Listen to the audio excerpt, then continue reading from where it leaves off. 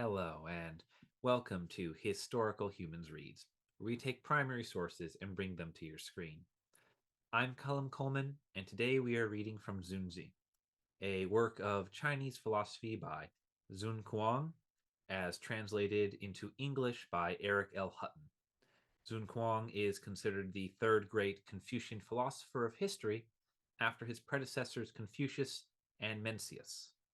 Xun Kuang actually gives his name to his philosophical codex, as Xunzi is an honorific title that translates to Master Xun. In fact, the title of Z would come to be commonly applied to noteworthy Chinese philosophers. Xunzi preaches that humanity lacks an innate moral compass and that social and spiritual rituals are necessary to reform humanity and to allow for the creation and maintenance of a stable society. Today we will be reading from Chapter 4 of Xunzi on honor and disgrace. With that, let's begin. Arrogance and haughtiness are the downfall of people, but reverence and restraint can halt even the five weapons. For the sharpness of spears and lances is not as good as the keenness of reverence and restraint. Thus, giving someone kind words is more warming than hemp cloth and silk, while hurtful words cut people more deeply than spears and halberds. So, if there is some place not on the broad, flat earth where you cannot tread, it is not because the ground itself is not safe. Rather, it is entirely your own words that endanger your step and leave you nowhere to tread. On the great roads, people will jostle each other, and the small roads are dangerous, so that even if you desire to be indiscreet, still there are certain words that are not to be employed. Uncontrolled rage will cause you to perish, even though you are full of life. Jealousy will cause you to be maimed, even though you have keen intelligence. Slandering others will cause you to face impasses, even though you are broadly learned. An uncontrolled mouth will cause you to be stained by all the more, even though you try to purify yourself. Indiscriminate associations will cause you to starve all the more, even though you try to fatten yourself. Being combative will cause you to be unpersuasive, even though you argue well. An attitude of superiority will cause you not to be recognized, even though you take an upright stance. Oppressiveness will cause you not to be honored, even though you are principled. Greediness will cause you not to be feared, even though you are courageous. Inflexibility will cause you not to be respected, even though you are trustworthy. These things are what the petty man works at, but what the gentleman will not do. A man who engages in brawling is someone who has forgotten his own person, forgotten his family, and forgotten his lord. When carrying out a moment's rage will result in losing your only body. To do it, nevertheless, is to have forgotten your own person. When your kin will straightway be maimed and your parents will not escape punishment and execution, to do it, nevertheless, is to have forgotten your family. When it is what your lord and superior hates, and what his laws and punishments greatly prohibit, to do it, nevertheless, is to have forgotten your lord. To forget your own person below, to forget your family in the middle, and to forget your lord above, this is something the laws and punishments will not pardon, something the sage king will not accept. A nursing sow will charge a tiger. A nursing dog will not wander far from her pups, because they do not forget their family. If someone forgets his own person below, forgets his family in the middle, and forgets the Lord above, then this is a human being who is not even as good as pigs and dogs. Every person who engages in brawling is sure to think himself right and the other person wrong. If he thinks himself resolutely right and the other person resolutely wrong, then this is to consider himself a gentleman and the other a petty man. and to use the enmity between gentleman and petty man to harm and kill others. He forgets his own person below, forgets his family in the middle, and forgets his lord above. Is this not a grave fault? Such people are using a prize Gufu lance to slice cow dung. Do they think this is wise? There is no greater stupidity. Do they think this is beneficial? There is nothing more harmful. Do they think this is honorable? There is nothing more disgraceful. Do they think it is safe? There is nothing more dangerous. Oh, why do people engage in brawling? I would classify them as mad, confused, or ill, but I cannot, because the sage kings nevertheless punish them.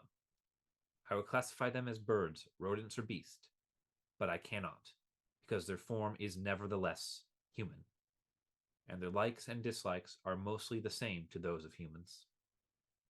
Well, why do people engage in such brawling? I loathe it utterly.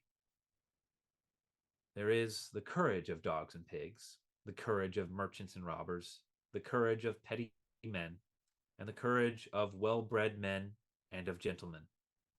To struggle over food and drink, to have no restraint or shame, to be ignorant of right and wrong, to be heedless of injury and death, to have no fear of superior numbers or greater strength, ravenously seeking only the benefit of food and drink, such is the courage of dogs and pigs.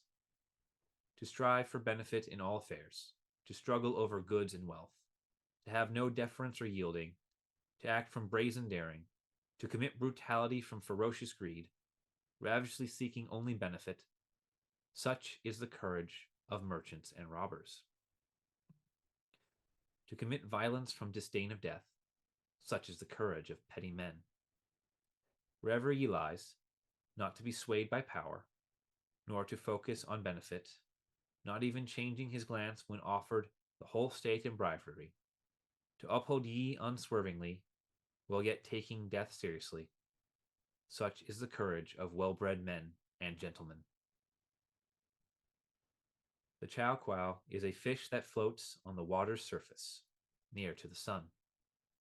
When it becomes trapped on the sand, then it longs for the water, but it is simply too late. To be hung up in troubles and then wish to be careful is also simply of no use. Those who know themselves do not complain against others, and those who understand fate do not complain against heaven. Those who complain against others are bankrupt, and those who complain against heaven lack proper intentions. The fault is with themselves, but instead they seek it in others. How far off the mark they are. On the great division between honor and disgrace, and the reliable sources of safety and danger, benefit and harm, those who put ye first and benefit second will attain honor. Those who put benefit first and ye second will attain disgrace. Those honored will reliably advance, while those disgraced will be reliably thwarted. Those who advance will reliably get to regulate others, and those who are thwarted will reliably be regulated by others. This is the great division between honor and disgrace. Those who are humble and honest will reliably have safety and benefit. Those who are unrestrained and vicious will reliably face danger and harm. Those who have safety and benefit will reliably be happy and at ease. Those who face danger and harm will reliably be troubled and alarmed. Those who are happy and at ease will reliably have great longevity. Those who are troubled and alarmed will reliably be cut off early in life. These are the reliable sources of safety and danger, of benefit and harm. Heaven gave birth to the multitude of people, and there is a way to obtain them, making one's thoughts and intentions extremely cultivated, making one's practice of virtue extremely abundant, making one's knowledge and deliberations extremely enlightened. These are the means by which the Son of Heaven obtains all under heaven. Making one's government lawful, making one's policies timely, hearing and deciding cases without prejudice, complying with the orders of the Son of Heaven above, guarding the common people below. These are the means by which the feudal lords obtained their states. Making one's intentions and conduct cultivated, fulfilling one's official post in accordance with proper order, complying with one's superiors above, guarding one's position below. These are the means by which the officers and grand ministers obtain their land holdings. Adhering to the laws, standards, punishments, and written records, not fully understanding their purpose, but carefully guarding their arrangement, being cautious, and not daring to subtract from or add to them, handing them down from father to son in support of the kings and dukes, so that even after the passing of 3 generations, the same order and law still exist. These are the means by which the officials and functionaries obtain their salaries and stations. Being a good son and younger brother, conscientious and honest, restrained and hardworking, carrying out one's tasks without daring to be lazy or ignorant. These are the means by which the common people obtain warm clothing, plentiful food, and long life, avoiding punishment and execution. Ornamenting perverse teachings, adorning vile doctrines, performing deviant acts, being boastful, rapacious, unrestrained, vicious, arrogant, and brutal, so as to live basely and perversely in a chaotic world. These are the means by which vile people obtain danger, disgrace, and execution. Their deliberations about these things are not deep. Their choices of these things are not carefully made, and their decisions about what to adopt and reject are crude and careless. These are the means by which they endanger themselves. With regard to endowment, nature, intelligence, and capabilities, the gentleman and the petty men are one and the same. Both like honor and hate disgrace. Both like what is beneficial and hate what is harmful. In this, the gentleman and the petty men are the same, but they differ in the means by which they seek these things. The petty man works at boasting, but wishes others to trust him. He works at deceiving people, but wishes others to love him. He conducts that is what of a wild beast, but he wishes others to consider him good. He can hardly figure out whatever he deliberates on, can hardly find safety in whatever he carries out, and can hardly establish whatever he supports. In the end, he is sure not to get what he likes, but is sure to meet with what he hates. On the other hand, the gentleman himself is trustworthy and wishes others to trust him. He himself is loyal and wishes others to love him. He himself is cultivated and well-ordered and wishes others to consider him good. He easily figures out whatever he deliberates on, easily finds safety in whatever he carries out, and easily establishes whatever he supports. In the end, he is sure to get what he likes, and sure not to meet with what he hates. For this reason, if he is thwarted, he is not obscured, and if he succeeds, then he shines greatly. Even if he dies, his reputation becomes only brighter.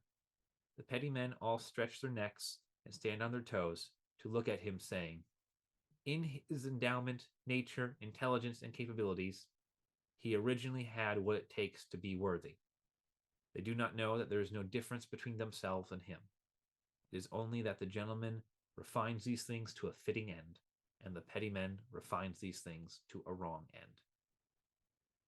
So, if you thoroughly investigate the intelligence and capabilities of the petty man, you will know that he has them in abundance and can do everything the gentleman does. It is like the way the people of Yu are at home in Yu, and the people of Chu are at home in Chu. The gentleman is at home in what is graceful. They differ not because of endowment, nature, intelligence, and capabilities, but rather because of the measures by which they train and refine themselves. Ren, Yi, and virtuous conduct are reliable means to safety, but that does not mean that one will never encounter danger. Corruption, carelessness, and rapaciousness are reliable means to danger, but that does not mean that one will never have any safety. The gentleman chooses his way according to what is reliable, but the petty man chooses his way according to what is the exception. This has been an excerpt from Xunzi on Historical Humans Reads. If you enjoyed this video and like to hear more excerpts from original texts, please subscribe to be notified of the next one. If there's a work you would like to hear, please be sure to like the video and leave a comment listing it below. And before we sign off, I would like to encourage you to check out Humanitarian Collections, our wonderful new little web store, where we have a fine array of products, the proceeds from which will go to excuse me, the Trevor Project, a organization dedicated to suicide prevention among the LGBTQ youth. So if you want to help out a wonderful cause, please be sure to check out that store. Thank you for listening.